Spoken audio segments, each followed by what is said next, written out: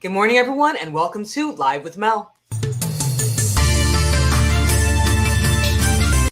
This episode is brought to you by Yellow Cab Company of DC. If you're looking to avoid rideshare prices, then check out the Yellow Cab Company of DC when you are in the nation's capital. It has now been over a year since the January 6th insurrection. Now, the January 6th insurrection left the nation in shock. American citizens sat and watched other American citizens rush into the Capitol building, break into it, and it left the nation in essentially a state of shock. No one believed that Americans would do this on American soil. Now, it has been well over a year, a few days over a year actually, since this event happened. And we have seen some people face the consequences for their actions on January 6th. We have seen people be arrested.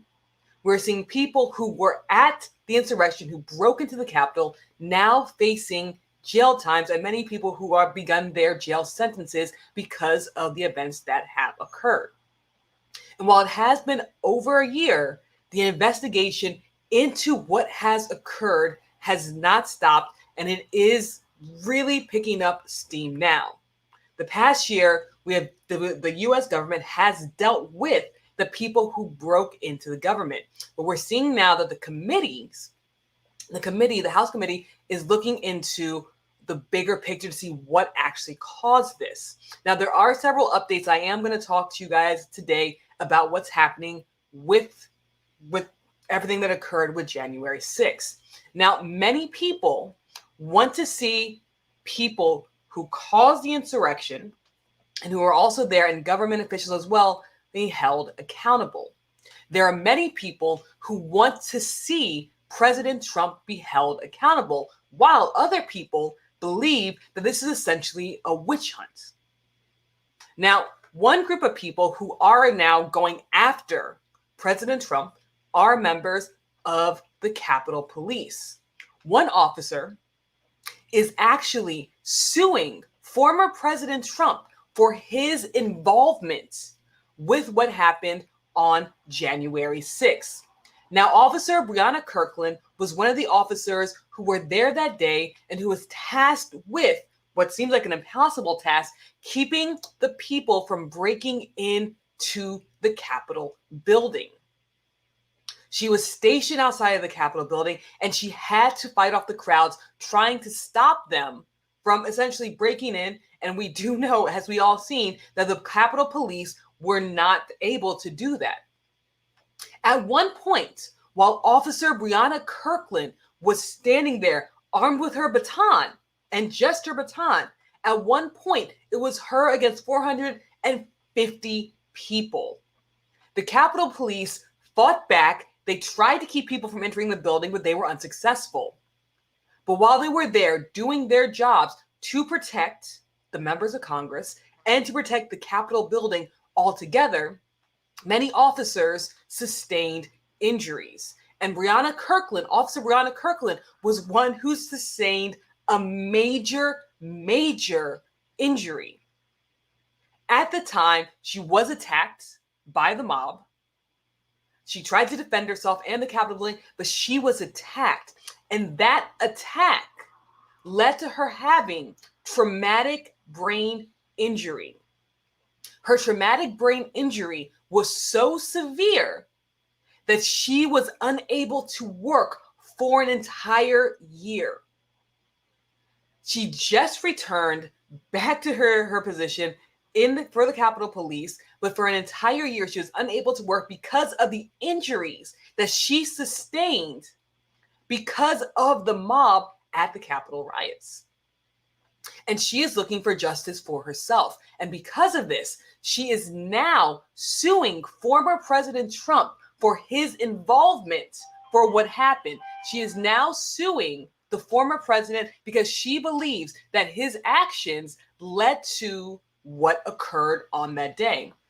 Now, according to the lawsuit, she wants to hold Trump accountable for his central role in inciting the January 6th insurrection. Now, her lawsuit was filed on January 6, 2022, so it was filed last Thursday, and she isn't the only officer that is filing suits as well. There has been other officers coming forward and suing, but according to the Washington Post, Capitol Police officers Marcus J. Moore, DC police officer Bobby Tambrone, and Divine K. Carter are also calling for accountability for Trump's actions. They have also sued former President Trump.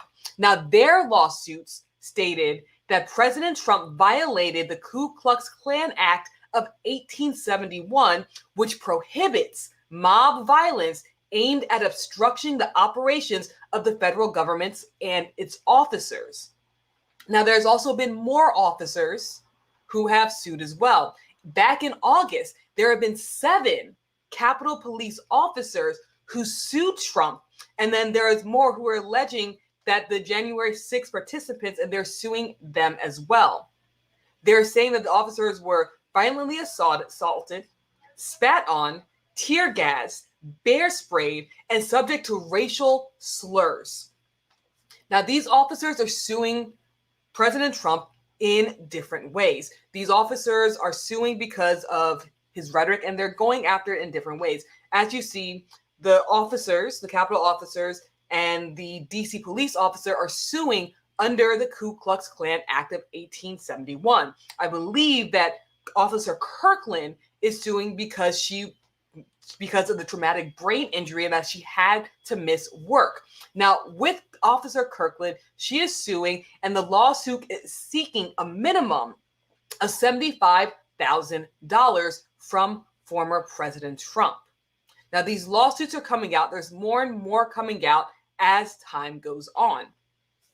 Now, while officers are suing former President Trump, and they're also suing some of the participants of the mob from January 6th as well, we are seeing that politicians are taking a different stand. Now, again, I'm talking to you guys about several different updates that are occurring, that are happening around the January 6th insurrection. And while officers are suing, we're seeing that something's going on differently when we look at the House committee, the January 6th committee. Now, members of the committee are looking to dig and to see what caused the January 6th insurrection, and they're looking to see which, if any, politicians were the reason that this January 6th insurrection occurred. The January 6th insurrection was something, again, that shocked America, and Americans want people to be held accountable. But we do see that in America, the country is pretty divided. Like I stated earlier, many people want to see that the politicians who they believe caused the insurrection, like President Trump, are held accountable. And other Americans believe that it is essentially a witch hunt. And when we look at politicians as well, we're seeing that they have the same sentiment. Now, the January 6th committee has been calling and asking other politicians to come in and to talk and to explain their communications surrounding the insurrection. They want these politicians and news anchors as well to come in and talk about their communications between themselves, Meadows, and President Trump, to see if President Trump knew that something big was going to occur and whether or not he could have stopped it, and he chose not to stop it until later in the day. Now, one representative that was asked to come in and to speak with the committee is Representative Jordan. Now, Representative Jordan is someone who has been a fierce Trump supporter from the very beginning. He is someone who has defended Trump, who has been very vocal about his defense of Trump. But Representative Jim Jordan is now refusing to come in and participate and cooperate with the January 6th committee. Now, there have been many people asked to come in. Some have been refusing, as we've seen, and then others have been coming in saying that they will participate. But many of Trump's fiercest supporters, many of the people who truly back Trump, have refused to come in. Now, Representative Jim Jordan is one of the ones who just popped up and said that he is not going to participate. He did send a letter to the committee, and in the letter, he stated that this request is far outside the bounds of any legitimate inquiry and violates core constitutional principles and would serve to further erode legislative norms. So again, this is from Jim Jordan, he did send out the letter back to Congress, and the committee is going to respond again in a letter to him as well. And they said that they're going to dig deeper when they send the letter. However, they did respond and they did state this. The committee believes that his testimony is valuable because Mr. Jordan has admitted that he spoke directly to President Trump on January 6th and is thus a material witness. So again, they're saying that he is a material witness, and they do want to talk to him about the communication that he had between himself and President Trump. Now, the committee also added, Mr. Jordan's letter to the committee fails to address these facts. Mr. Jordan had previously stated that he would cooperate with the committee's investigation, but it now appears that Trump team has persuaded him to try to hide the facts and the circumstances of January 6th. Now, many people are questioning why these politicians and other material witnesses are refusing to come forward and testify. Many people believe that it's because they're trying to hide or trying to essentially not let the information come out about the involvement of President Trump, or that President Trump knew that something was going on. Now, again, while many people are shocked and want to know why he's not participating, why other people aren't participating, another group of Americans do believe this is essentially a witch hunt. There are many Americans who believe that the committee is just trying to pin something on President Trump. But when we do look at the committee and people coming through and testifying, if people do not have anything to hide, then why are they refusing to participate in the committee? Why are they refusing to come in and state what they know? If they're not hiding anything, if they aren't afraid that something could come up, why do they not come to the committee and testify? Committees are put in place for a reason. And essentially, this committee, this January 6th committee, is trying to find the truth. They're trying to dig deeper and see who was involved, could have been stopped, and what actually led to the January 6th insurrection. But the committee is being faced with obstacles every step of the way because many of Trump's fiercest supporters are refusing to testify before the committee. At the end of the day, they're going to have to testify some way, somehow. They're going to have to come and speak because they're going to start subpoenaing people as witnesses. And if they refuse to come in with the subpoenas, they'll be held in contempt of court. So while they are showing solidarity with President Trump at the moment, eventually they're going to have to come in regardless. And what they're doing is just pushing back the inevitable. And then let's go ahead and go to the comments. Joanna says, well, it's understandable. We all watched live how the people who caused the insurrection, were encouraged and pushed for violence. We witnessed the horrific attacks on the Capitol Police. We will never forget these scenes. And again, this is something that is etched into many Americans' minds. This is an event that no American thought would happen. No American expected that on January 6th, the Stop the Steal crowd would come in and bust through the Capitol, would attack Capitol Police, would attack DC police officers in order to go in and try and, what they say, stop the steal. The insurrection was something that was horrific, and it is etched into the minds of most Americans. And not only most Americans, but the Americans who were there that day. The Capitol Police officers who were there that day doing their jobs and who felt alone because there was no backup for them. They were completely outnumbered. Many people want to get to the bottom of this. And as we're seeing with the committee is trying to get to the bottom, but they are met with obstacle after obstacle after obstacle. It is becoming harder and harder for them to get information. However, even though many of the witnesses who are supporters of Trump are refusing to come in, there is information coming out, and that is by way of text messages. Now, something else that one other reason why the committee wants to speak to Representative Jordan is because with the text messages that were made available to the committee between various people and Meadows, Representative Jordan was one of the people who did text him that day. Now, the text message was a forwarded message. It was a message that Jim Joe forwarded to Meadows, but it did essentially state how Pence could not certify the votes.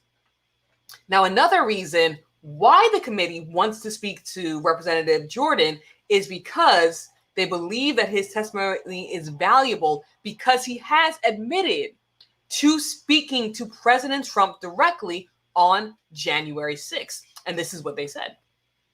The committee states, Mr. Jordan has admitted that he spoke directly to President Trump on January 6th and is thus a material witness. They added, Mr. Jordan's letters to the committee fail to address these facts. Mr. Jordan previously stated that he would cooperate with the investigation, but it now appears that Trump team is persuading him not to talk about the facts on January 6th. He did speak to President Trump that day. And essentially, they want to speak to him. They want to communicate with him to see what the communication was about. Again, this is like any other case. They are calling witnesses to try and figure out what occurred. They're trying to figure out the time frame. They're trying to figure out who said what at what points. And in any other case, witnesses are called to testify, and this is no difference. In any other committee, witnesses are called to testify. This is no different. But we are seeing that Trump supporters who had communication with him that day, in the days leading up and the days after, are refusing to talk.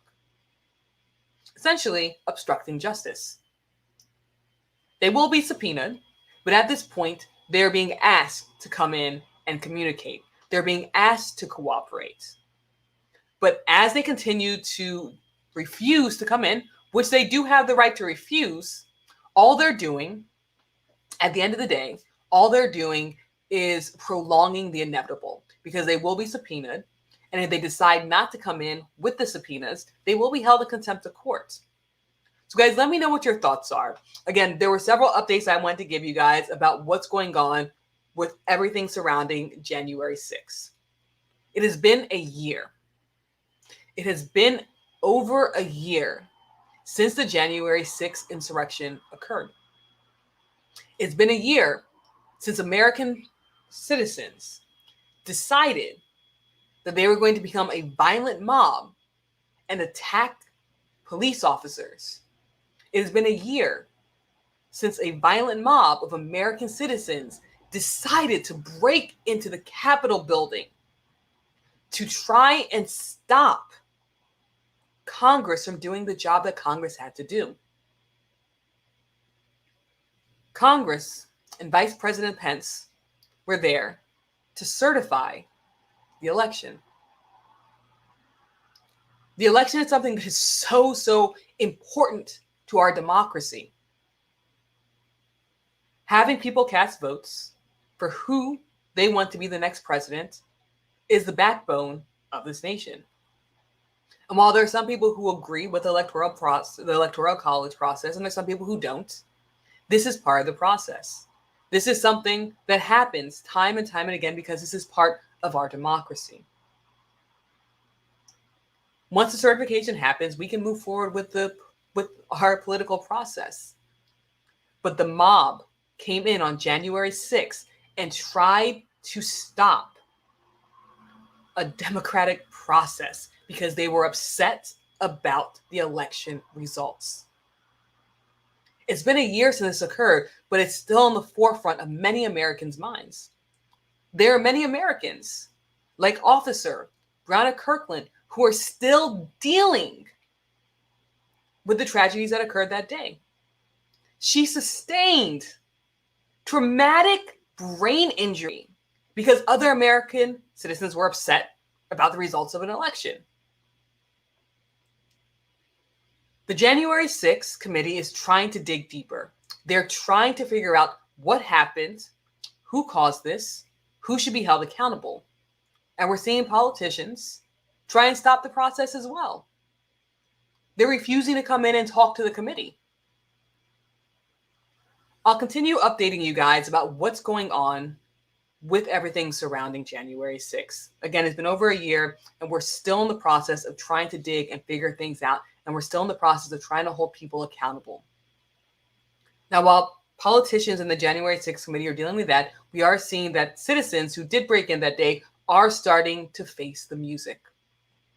There are many, many people who were there who have been sentenced and who are beginning to serve their jail time. There are more people who are being sentenced and having to face the music. So again, thank you guys for tuning in. My name is Mel. I come live every single Monday through Wednesday to talk to you guys about current events and let you know what's happening across the globe and right here in this great nation. But I want to hear what you have to say as well. If you agree, let me know in the comment section below. If you disagree with me, that's great as well. Let me know in the comment section below. Again, the January 6th insurrection was something that shocked the entire nation. We didn't think American citizens would do that. We didn't think there'd be a violent mob. It's been well over a year, a few days over a year, since it happened, and we're still digging deeper. And as more and more information comes out, I'll continue to keep you guys updated. So thank you so much for tuning in. My name is Mel. Again, I come live every single Monday to Thursday to bring you guys current events, and I will see everyone bright and early tomorrow morning. Have a great day, everybody.